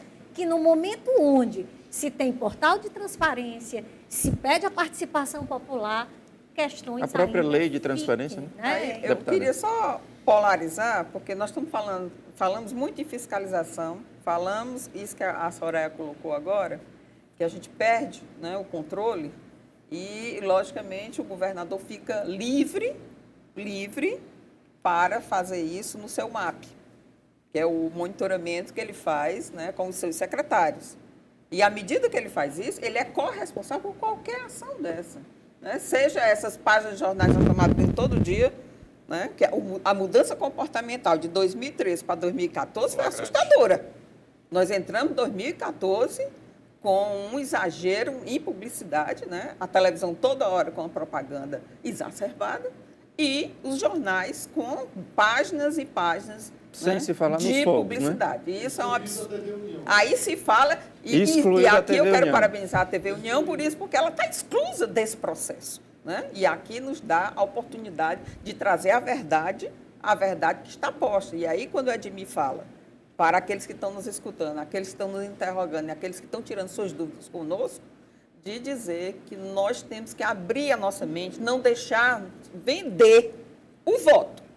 Porque isso, para o ano 2014, é a proposta que está colocada aí. Com essa quadrilha, né? Dos consignados, um dinheiro que foi apurado dos consignados, 3 milhões ao mês, isso é uma quadrilha. E com esse dinheiro pode-se comprar voto no interior do estado do Ceará. Então, vocês têm que estar atentos, não se indignar com tudo aquilo, né, que está posto nesse governo do estado do Ceará. Deputada, só um detalhe, em 2010 nós vimos isso claramente. Por que 2014, de 2013 a 2014, há uma percepção de que há um aumento gigantesco dessa publicidade? Porque é o seguinte, feita a média que se pode gastar em 2014, essa média em ano eleitoral, ela é gasta nos primeiros 6 meses. Ou seja, embora ela seja uma média anual, ela é gasta imediatamente nos primeiros 6 meses. Por motivos porque aí gera um handicap, uma visibilidade eleitoral importante. É por isso que o ano eleitoral ele já começa com essa intensidade de publicidade. Nós levamos ao Tribunal Eleitoral a seguinte tese jurídica. Nós falamos o seguinte, olha, a média que se tem para gastar durante esse ano é X. Mas essa média deve ser dividida por 12. Ou seja, esse valor ele deve ser gasto o ano inteiro. É como se o governo, em ano eleitoral, só fizesse publicidade para metade do ano. E a outra metade do ano não houvesse nenhum gasto com publicidade, porque tudo que ele contratou, ele já gastou no limite dos primeiros 6 meses. Então é por isso que se vê hoje essa intensidade. Isso nós detectamos facilmente. Nós temos mais uma ligação. Alô, boa noite. Alô, boa noite. Seu nome? Eu não queria me identificar. Pois não. Meu nome é Francisco, mas eu sou policial militar. Pois não, fique à vontade. Pois não. Você tem pergunta ou comentário? Eu queria primeiro parabenizar o programa. Nós agradecemos. E dizer que o doutor Fernando Freire, ele retratou bem, resumiu o que está acontecendo dentro da Polícia Militar. Hoje, a maioria, 99% da tropa está desmotivada, desconformada, certo? Uns policiais, 500 no máximo, 600 policiais, estão ganhando gratificações de mais de R$1.000, soldados. Eu sou soldado, um policial que é do raio, do choque, ganha R$1.000 a mais do que eu, para fazer o mesmo serviço que eu faço. Certo. É a mesma quantidade de horas? É a mesma quantidade de horas? Mesma quantidade de horas, correndo menos risco, porque são 4 homens trabalhando junto, enquanto na minha viatura é somente eu e outro, correndo muito mais risco. Eu estou desmotivado, a palavra é essa. Isso, quem está pagando o pato com toda essa situação é a população. Porque eu queria que o amigo entendesse aí que se a própria deputada Helene Novaes poderia até comentar o que eu estou falando agora. Existe uma guerra silenciosa mais não, porque a imprensa está direto noticiando que a gente está vendo. No ano passado, você acha correto? A população está achando normal ter 4.700 e tantos homicídios em um ano. É um absurdo. É mais do que uma guerra civil. Bom, 13 pessoas num dia. Tá. Você tem alguma pergunta para a gente? Está tomando de conta da cidade, do estado do Ceará. Tá, ok. E a gente não podemos... Você quer deixar alguma pergunta ou só o seu comentário mesmo? Nós estamos sendo perseguidos. Ok. A realidade é essa, meu comentário é esse. Eu queria só parabenizar e falar, tentar expressar um pouco, porque nós, policiais militares, não podemos se expressar, verdade? Nós que agradecemos a sua participação. Muito boa noite, foi um imenso prazer falar com você. Quem quer comentar? Esse é o sentimento do policial hoje no estado de Ceará. É bom que um policial ligou para falar isso. E hoje nós não temos investigação nenhuma de crime nenhum no estado de Ceará. Menos de 2% dos crimes de homicídio são investigados no estado do Ceará. Quando se mata uma pessoa aqui, ou está ali conhecida, existe uma investigação. Haja vista que nós temos um número de contingente de policiais civis muito menor que tínhamos em 1982. É a contramão do que se deve fazer. E a população de lá para cá, na época, no estado todo, devia ter 3 milhões de habitantes, hoje temos 10 milhões de habitantes. Então, não tem concurso público, não tem salário digno e não adianta botar uma viatura de luxo nas ruas rodando. A respeito da segurança especificamente, nós tivemos 2 desfavores enormes feitos por essa administração. O primeiro é dividir a polícia. A polícia hoje é uma corporação dividida por conta dessas questões salariais e de conforto de alguns e desconforto de outros. E deixou sucatear completamente a Polícia Civil. Então, esse é o pior dos mundos. Agora, o pior disso tudo, Hamilton, é que quando a gente começa a ver os problemas, ver que tem soluções, tanto no que diz respeito a legislar, fazer novas leis, como a fazer valer as leis atuais, mas acontece, e eu já me torno até muito repetitivo, é a inoperância do nosso Poder Legislativo.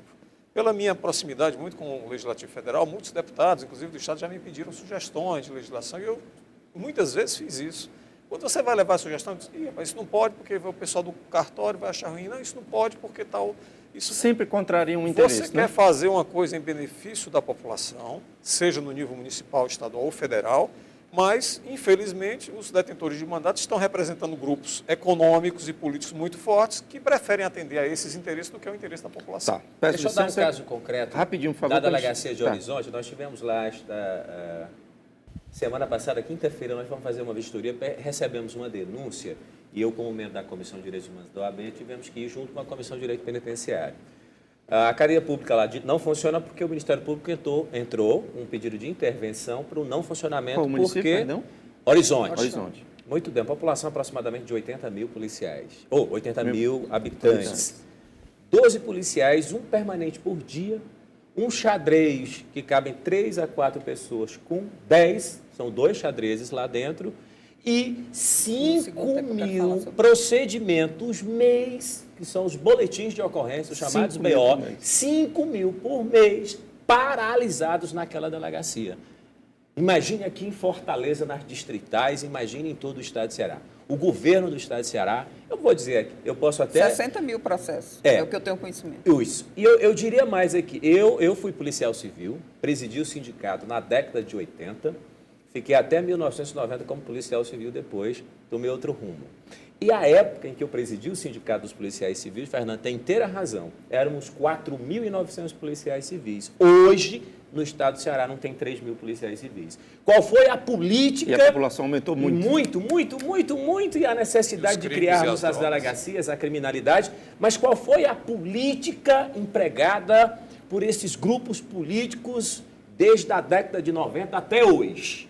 Sem exceção, no caso da segurança pública, que lembrou que está hoje impregnado, que é a terceirização, era extinguir os órgãos institucionais de segurança pública. Me lembro demais, o governador Ciro Gomes, numa reunião, chegou a dizer, disse, olha, para que serve a Polícia Civil no Estado? Não precisa, porque quem tem que dominar é a Polícia Militar, porque é mais fácil de manobrar e dizer, faça isso e faça aquilo.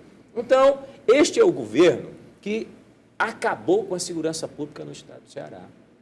Polarizou na empresa Toyota, que a gente sabe dos interesses econômicos com os interesses políticos, massacrou o salário dos policiais civis, as estruturas, essas delegacias, quando se vê, eu andei em algumas, você pensa que por fora são belíssimas. Eu sempre estrutura. Desculpe interromper, quando estava na comissão, quando você está pedindo, de delegacias Projac.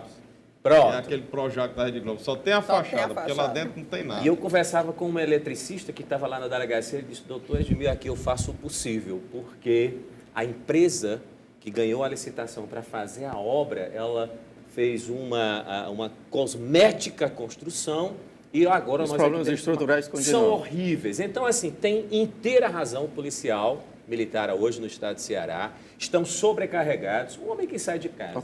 Com a violência que está e a morte de vários policiais militares e civis demonstra que eles estão inseguros na prática de suas atividades e o governo, infelizmente, importou um secretário de segurança para o estado do Ceará na minha opinião, foi para um debate na Ordem dos Advogados. Para mim não tem competência nenhuma, porque não tem o poder, o atual secretário, não tem o poder decisório, porque não é ele que faz com que as coisas andem, e sim o governo do Estado, e ele não tem esse interesse. Uma pergunta para o Alexander Salles, uma pergunta do Carlos Erger. Se você que já foi chamado de exibicionista pelo ex-ministro Ciro Gomes, ele fala que os ministérios públicos terão mais força quando o povo tiver consciência da sua existência, porque muita gente não sabe nem o que é. Verdade. Você concorda? Com todo o exibicionismo... Passa aqui, com todo o exibicionismo, nós não sabemos nem o que é. Eu fico imaginando, na verdade, naquele acontecimento, eu não tinha dado nenhuma entrevista com relação a nenhum fato, e fui aí pego de surpresa naquele acontecimento. Eu fico pensando se fosse eu a mergulhar em determinados equipamentos aí pelo Estado.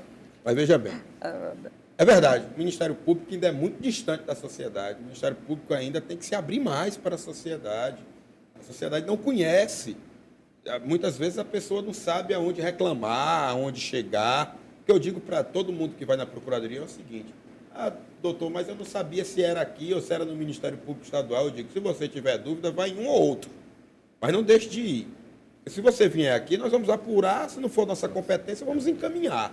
Então, não deixe de procurar o Ministério Público. Se você acha que tem alguma coisa errada, se você acha que a aplicação dos recursos não está correta, se você acha que os serviços que estão prestando a você está com uma qualidade deficiente, procure o Ministério Público.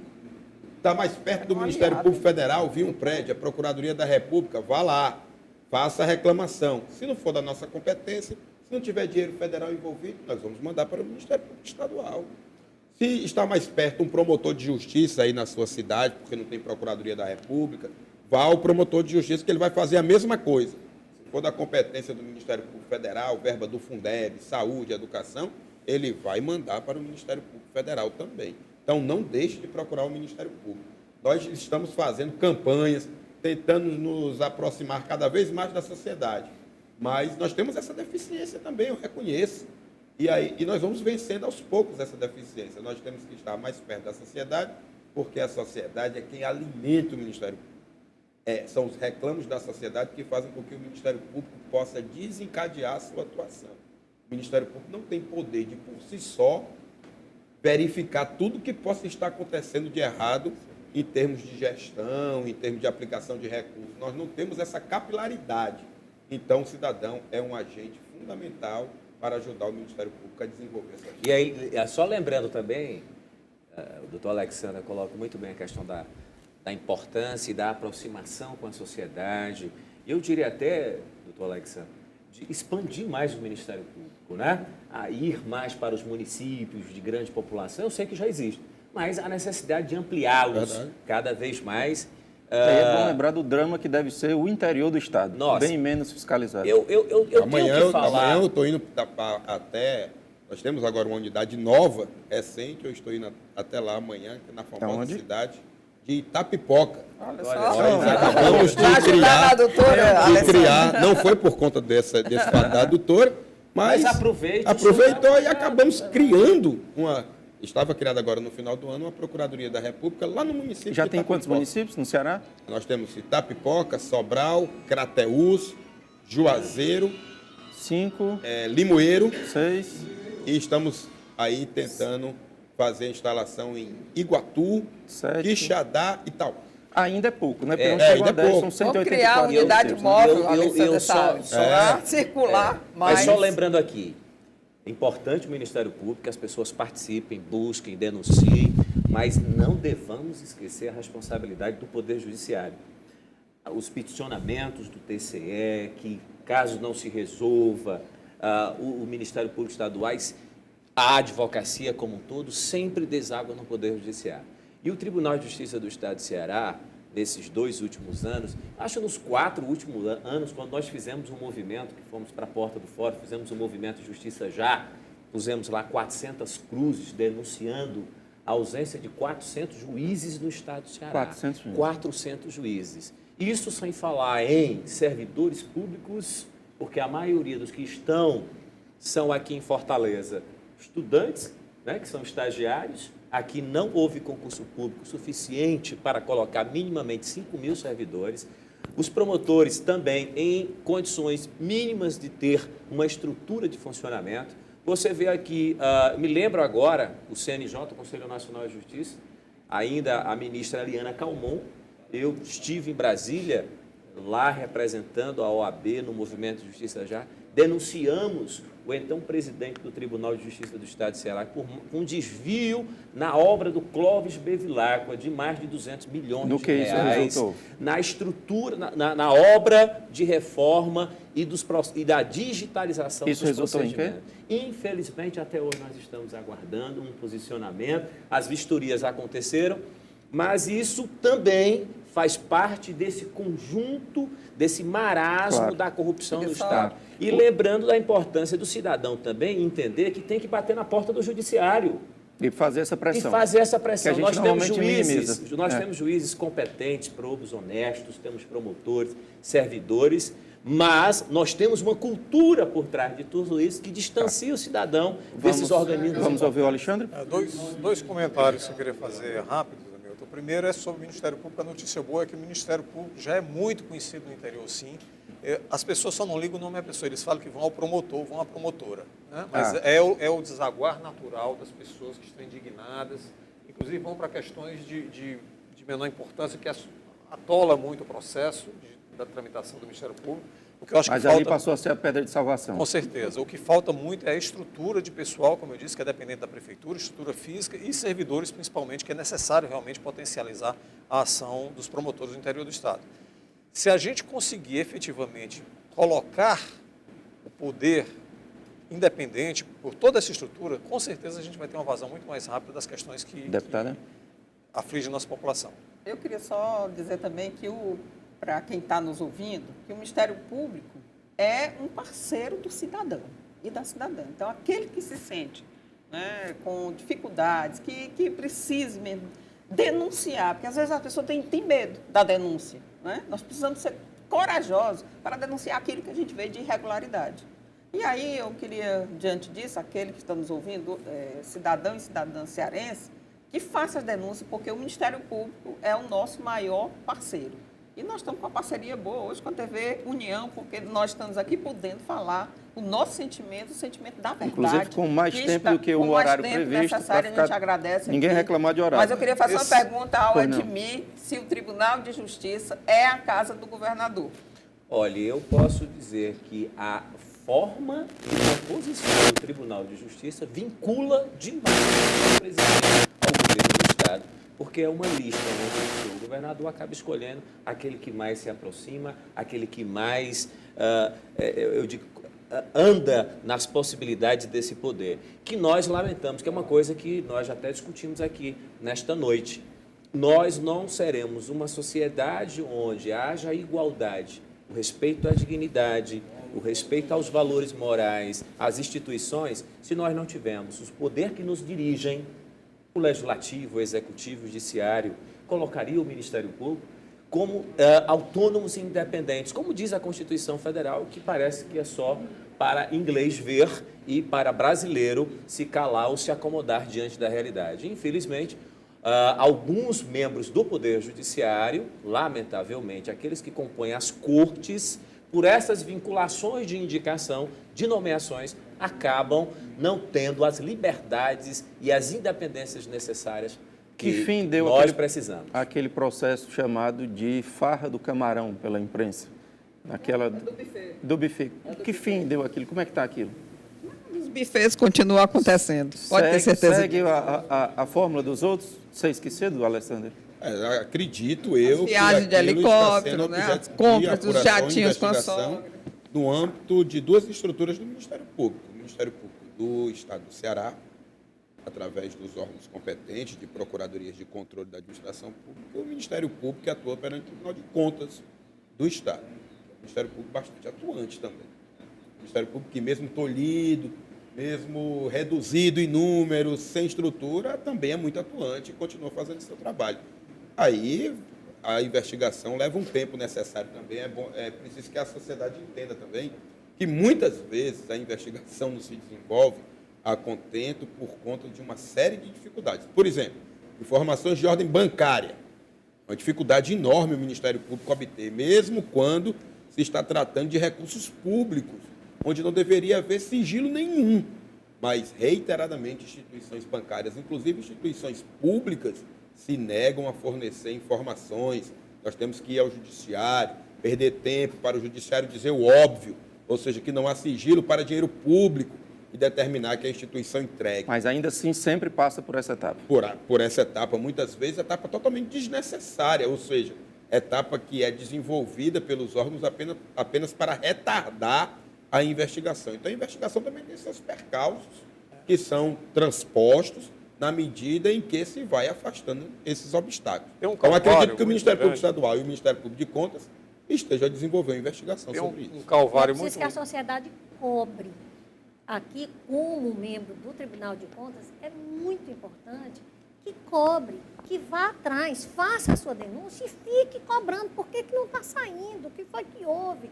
Onde foi que a fiscalização não andou? Onde é que emperrou? Está na gaveta de quem, né? Está com quem esse processo? Alexandre. Vamos cobrar. Isso é fundamental, que a senhora está colocando, mas a gente tem que entender que não pode desistir pela dificuldade do caminho, porque o caminho é demorado, é árduo, é um périplo você conseguir fazer de uma denúncia, de uma investigação, uma punição lá na frente. Hoje eu citei um exemplo de 6 anos de uma denúncia da colônia de pescadores, que inclusive envolve questões trabalhistas, por isso eu acredito mais que vá à frente agora. Mais uma, por exemplo, de 2007, onde os gestores municipais desviaram 75% do dinheiro da merenda escolar. Até hoje, o processo está no FNDE. Lá no Trairi. No município de Trairi, com 15 mil páginas. 75% da merenda escolar. Documentalmente comprovado, sendo generoso nas compras que eu fiz no supermercado para comparar o preço da licitação com o preço do supermercado que eu comprei na unidade, enquanto a licitação compra em grande quantidade. Então, nós temos de 2007 até agora já 7 anos. Esse processo, a última informação que eu tive, já tem 15 mil páginas, está no FNDE e não tivemos ainda uma consequência, mas como nos outros... E esses gestores já saíram do... Já saíram, já foi reeleito, inclusive, já saiu e continuou o processo tramitado. Infelizmente, senhores e senhoras, nosso tempo chegou ao fim, um tempo estendido, mas nós terminamos o programa agora, mas eu queria garantir 1 minuto, também confortável tempo, para as considerações finais, começando pelas damas. Deputada. Eu queria agradecer à TV União, né, por permitir que a gente fale aqui a verdade. E finalizar dizendo a vocês que estão nos escutando nesse momento que o Estado do Ceará vai concluir esse governo, 2 anos de governo do governador Cid Ferreira Gomes, como um dos governos mais corruptos da história do Ceará.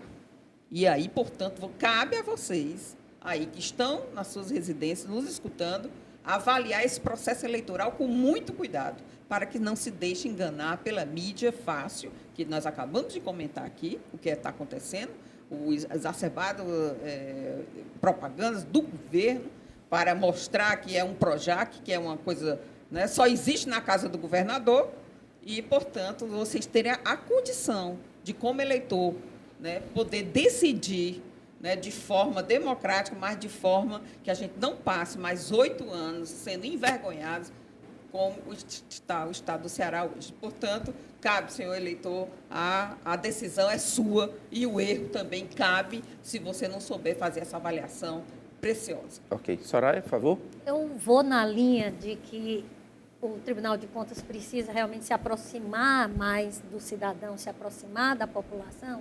E aí o apelo que eu faço é exatamente esse. Não desista, procure, vá ao tribunal. Em algum momento, a decisão vai sair. Procure o Ministério Público de Contas, que tem se colocado como um verdadeiro guardião desse orçamento. O Tribunal de Contas do Estado... O Tribunal de Contas aceita a denúncia? Alguém lá? Aceita denúncia, também indo lá.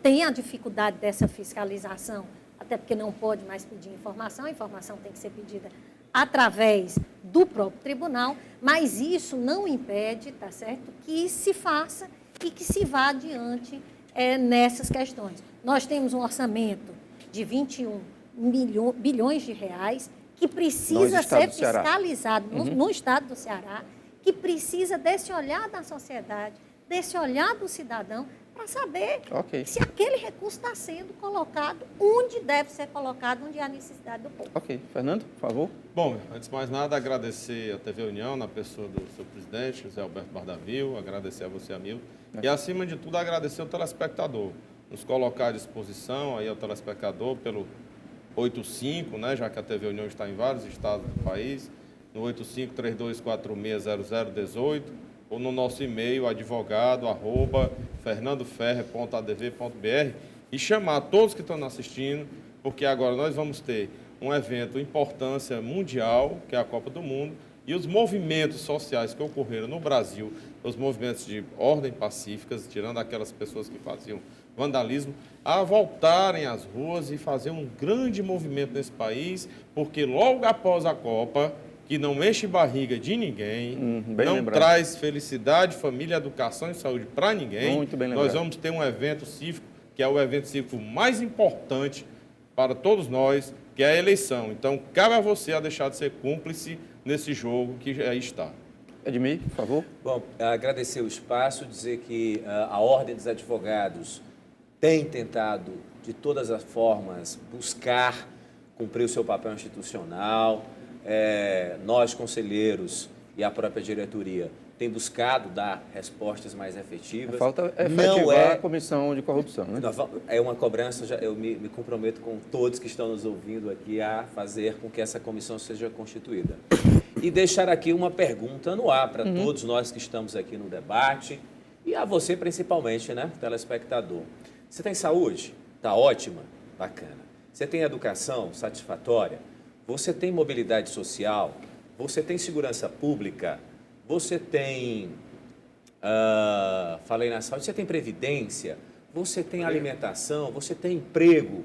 Você tem dignidade? Se tiver 10, fica em casa assistindo o Big Brother. Se não tiver bem, toma uma atitude, vai para as ruas, se manifesta, denuncia, aproveite o Ministério Público como uma instituição a serviço da cidadania, nos procure na Ordem dos Advogados, procure os deputados parlamentares sérios, empresas como essas, como a TV União, que garante um espaço como esse, com mais ou menos umas 3 horas. Eu nunca vi na história da televisão... Não viu porque não tem. Porque, obviamente, eu nunca vi um espaço tão democrático como esse, permitindo a participação por telefone daquele que não concorda conosco, claro. Que isso é importante, o debate das ideias, as discordâncias também, e dizer ao cidadão que se manifeste. Será que está tudo bem? Nós é que somos responsáveis por essa mudança social. Se nós formos assistir demais os programas de novela de futebol, como disse o Fernando muito bem, nós vamos estar cada vez mais solidificando esse Estado que não é democrático, que não é republicano e que não é para a nossa dignidade. Portanto, tomem uma atitude e, aproveitando o jargão aqui da televisão, denunciem. Alexandre. Eu não poderia deixar de agradecer o espaço que nos foi concedido e de falar, mais uma vez, da independência e da competência com que a TV União, com que você trata de todos os temas aqui no programa É Verdade. Isso nos deixa muito felizes. A gente vê que tem esperanças, que a gente pode contar com espaços democráticos onde a gente possa se colocar. E dizer para o cidadão, para o telespectador que está nos acompanhando, que neste país, infelizmente, os maus políticos e os maus gestores querem fazer a população acreditar que não tem mais jeito. Que a corrupção é grande mesmo, que a política é desse jeito, que a administração tem que ser incompetente e corrupta, e que por isso fica em casa e se conforme. Mas não é assim. Nós temos que nos indignar, nós não podemos abrir mão da nossa cidadania, nós temos que construir dia a dia essa cidadania, nos unindo, discutindo, participando, conversando, não nos deixando levar e fazendo com que a cada eleição a gente possa avançar e não retroceder, como em alguns casos vem acontecendo no nosso Estado. Alessandro? Bem, eu queria agradecer o espaço, é importante demais para o Ministério Público, principalmente o Ministério Público Federal, ter esse contato direto com a sociedade, e espaços como estes propiciam esse contato direto, propiciam que a instituição possa se mostrar e propiciam um contato mais aproximado com todos. É muito importante para o Ministério Público, eu queria agradecer, portanto, esse espaço que foi aberto. E dizer, aqui, terminando a minha participação, que o Ministério Público está também de portas abertas. O Ministério Público está esperando pelo cidadão, o cidadão pode procurar o Ministério Público. Presencialmente ele pode ir lá? Pode ir lá, tenho certeza que falo não só pelo Ministério Público Federal, mas pelo Ministério Público de todo o estado do Ceará. E estamos lá, esperando que você leve ao nosso conhecimento as suas angústias, as suas aflições, e nós vamos sim fazer as investigações, realizar os procedimentos e vamos desenvolver um trabalho que no final, como a Soraya acabou de falar, num momento ou no outro, irá trazer um resultado bastante benéfico para a sociedade. Então, a instituição está aberta. Procurem o Ministério Público e nós estamos prontos para recebê-los. Esperamos todos por esses resultados. Senhores e senhores, muito boa noite. Agradeço em nome da TV a oportunidade, a gentileza de terem vindo aqui participar conosco. Agradeço também você que ligou, que tentou ligar, que não conseguiu, aos internautas, às pessoas do Twitter. Agradeço ao presidente da TV, José Alberto Bardavil, que prestigiou o programa inteiro, dessa vez aqui conosco. Um grande abraço. Terça-feira que vem a gente está de volta com mais a verdade para você. Tchau.